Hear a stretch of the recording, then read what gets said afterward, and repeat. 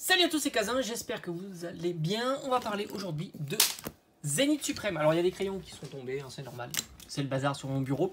On va parler de Zénith Suprême. Zénith Suprême, c'est quoi? C'est tout simplement la série qui a terminé, qui a clore le chapitre de épée et bouclier, série 12.5, qui est franchement exceptionnelle au vu de la qualité des cartes qui sont proposées à l'intérieur de cette série.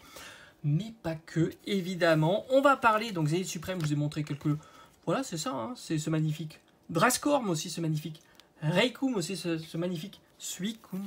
Ou encore, on a ce magnifique Flamoutant, Zoroark de Hisui.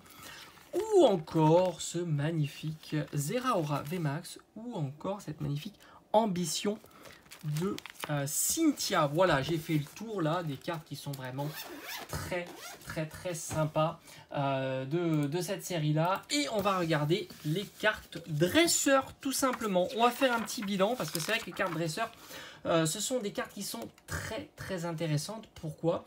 Parce que souvent elles ont tendance à se casser la figure, et ben, il y a des bons moments pour se les procurer à très bon prix, et j'aime bien suivre un petit peu l'évolution de leur prix.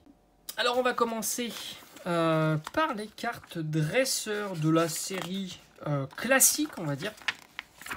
Donc série or GG tout simplement.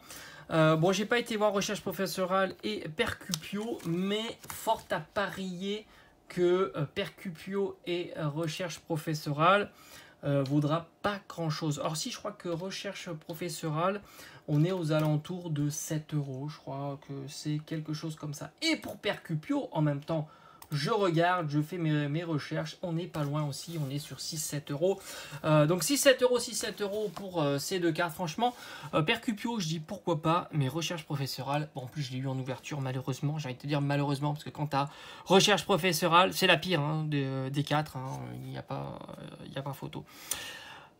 Ecladinesia, ça c'est fou. Alors c'est une carte que j'ai eu en ouverture et c'est assez incroyable parce que elle est vraiment très chère.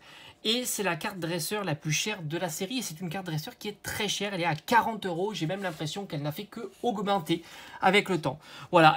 Alors, est-ce qu'elle est jouée? Est-ce que c'est pour ça qu'elle est plus prisée, donc plus recherchée, donc forcément plus de demandes par rapport aux offres, et du coup elle est plus chère?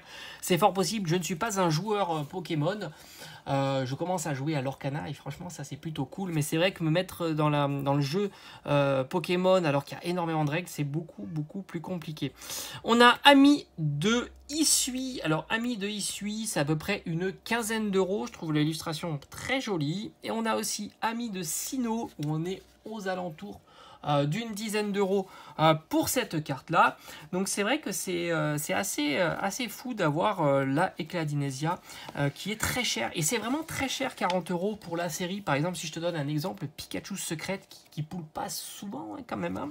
C'est ça demande 200 300, une chance voilà sur 200 300. Alors peut-être Kinesia aussi hein.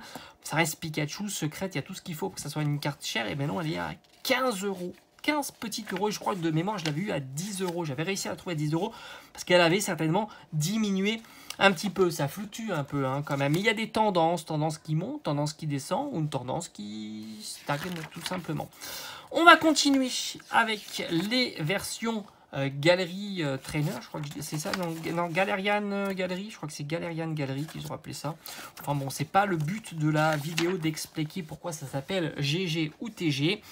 Alors on est sur Attention de Cheren, et à tous les coups Adamant, et je crois que j'ai celle-ci, je ne l'ai pas notée aussi. Aïe aïe aïe, je suis pas très bon. Alors Adamant, alors en même temps je regarde Zénith Suprême, elle est très sympa. Ouais, bon, bah, c'est une dizaine d'euros. Hein.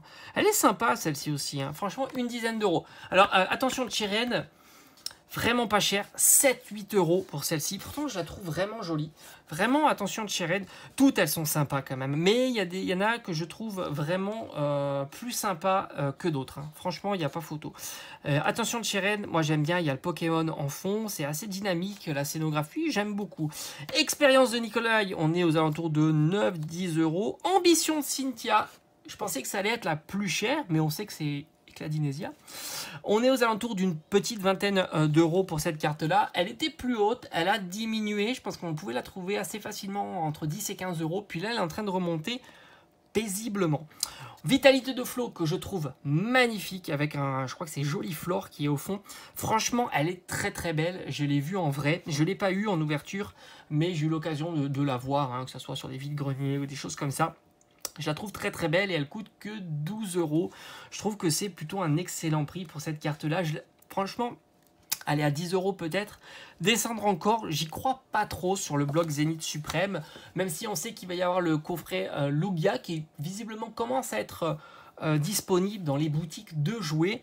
Donc il y aura un petit peu d'ouverture de Zénith Suprême, mais malgré tout, je vois mal cette carte-là ou même Cheren à 7 euros descendre beaucoup plus, hein, parce que ça reste que des prix plus que petits. On a Lino qui est à 7 euros. Moi je trouve que c'est la moins réussie, Lino. Même si ça va, elle est assez dynamique, mais ça fait un petit peu chelou cette main en avant avec une poire. On a Nashara qui coûte à peu près 15 à 20 euros. Et enfin, Lona que tu peux trouver pour moins de 10 euros. Et je dis enfin, maintenant on n'a pas terminé. On a cette fabuleuse carte Roy qui est en train de signer un autographe. C'est super joli, celle-ci aussi, j'ai bien envie de l'acheter. Et on est aux alentours de 10 euros. Et enfin, tu as Roxane. On a l'impression qu'elle est dans un musée archéologique ou préhistorique avec les différents squelettes comme ça. C'est aussi très très réussi.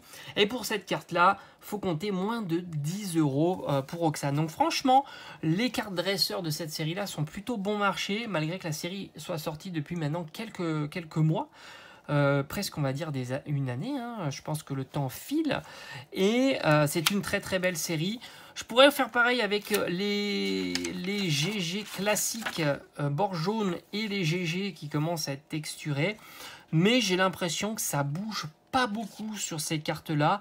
Malgré le fait que ça soit une série qui est vachement bien, les cartes restent quand même très bon marché. Même les cartes gold sont entre 30 et 50, 60 euros.